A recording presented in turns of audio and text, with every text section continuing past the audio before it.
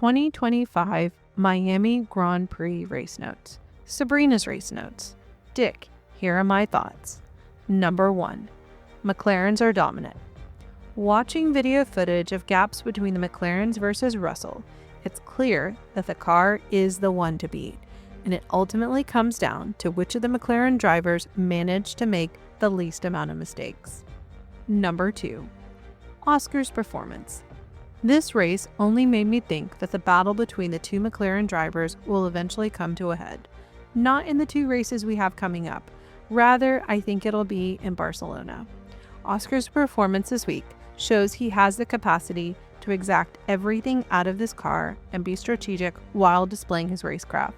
If he continues at Imola and Monaco, as he has at every race since Australia, then I do see McLaren being hard-pressed not to follow his needs and expectations when it comes to any further development.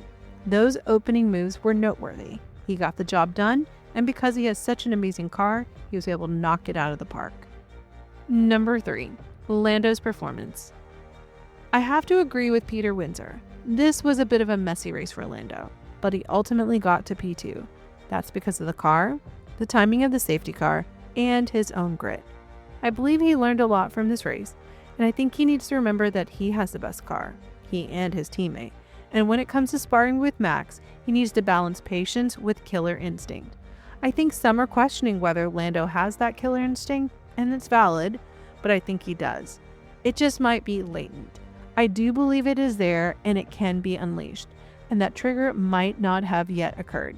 I'm hoping this race and these weeks before Imola allows Lando to bring it forth. This is the best position he and McLaren have been in recent memory. He needs to take the time to review in his head all that he's overcome, how talented he is, and he needs to give it everything at Imola. I do believe he can challenge Oscar within the team and Max outside of the team, who has the ability to bring out everything even in a car that's not at its best. Lando can challenge them and must challenge them.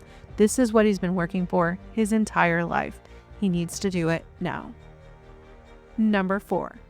Mercedes. Mercedes are the best of the rest, or at least this week. I'm hopeful George and Kimi can continue to bring out great performances. George because of his experience, and Kimi because he seems to have matured quickly in a relatively short period of time. George continues to be at the right place at the right time, which allows him to get those podiums. And if Mercedes can figure out this car, I can see Russell surprising us at the end of the season. He is definitely a good team leader. I continue to be impressed by Kimi. He's maturing and showing his talent. He really positioned himself well for that first lap and held it together so well for so many laps. It was wisdom on his part not to contest the McLarens too much. Number 5. Max. Max's defense was on the limit, but not over the limit. I think he did a good job. And congratulations on his newest daughter. Number 6. Ferrari. This race had to be painful for every Ferrari fan, not to mention Lewis fans. I hope the team can figure out what seems to be setup issues to get him a car that he feels plays to his strengths.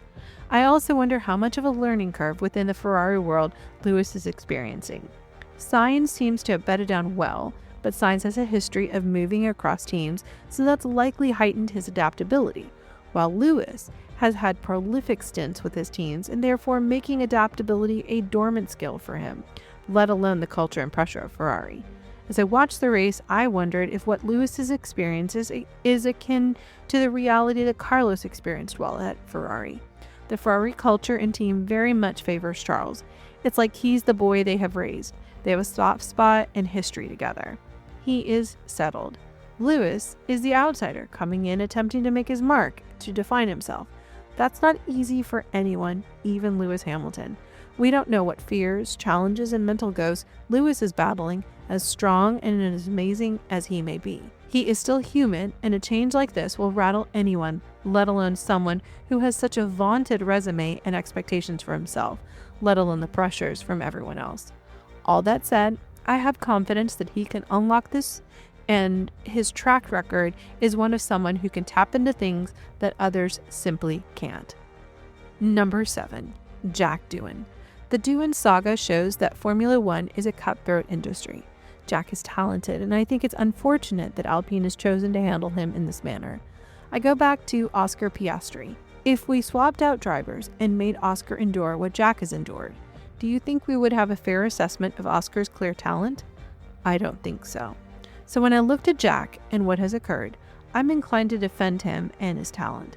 Alpine is a business and can make decisions as it desires. It's just unfortunate because I do believe, given the right circumstances, Jack could prove himself. However, the behind-the-scenes saga may have affected him more than any of us realize. Number 8. Aston Martin. Each week I hold out hope for Aston Martin. I think Fernando does too. 2026 can't come soon enough. I feel I'll be saying that each race week of this season. And number 9. Williams. Williams seems to be reducing the quality deficit against its rivals each Grand Prix weekend. They also seem to have a single lap pace that is translating to a good race pace. I'm looking forward to seeing whether Williams emerges as a contender for best of the rest. It sure seems like they're on that pathway. I'd love to see this historic team make it back to the top. Dick's race notes. Hi Sabrina, it's been a day. Finally, here are my race notes. Number 1. I think that the Miami Grand Prix is finally starting to mature into the right blend of glitz and glamour versus real racing. Not sure why, it just feels that way. The glitz and glamour is there, but it has been put in its place, and in the meantime, the racing has been good. Number 2. The drivers are still a bit ho-hum about the actual track, as there are spots on the circuit that they just don't like. Most notably the complex that winds under the overpass. It is a bit too fiddly for these cars. Number 3. I thought Antonelli's pole for the sprint race was superb, and the sprint race was actually quite interesting from a strategy perspective, with the wet start and then the decision to switch to slicks late in the race. Number 4. Fernando Alonso has gone another race without scoring any points, as he was looking to score some points on Saturday, only to be taken out late in the race. Number 5. McLaren is looking awfully tough to beat right now. Several teams are bringing upgrade packages, including Red Bull, so let's see if the other teams can catch up. Number 6. Williams continues to look really strong, and I've started to wonder if it is possible Williams could supplant Ferrari as the number 4 team on the grid. Number 7. We have 1 week off, and then we have a triple header in Imola, Monaco, and Barcelona. Can anyone stop the McLaren freight train?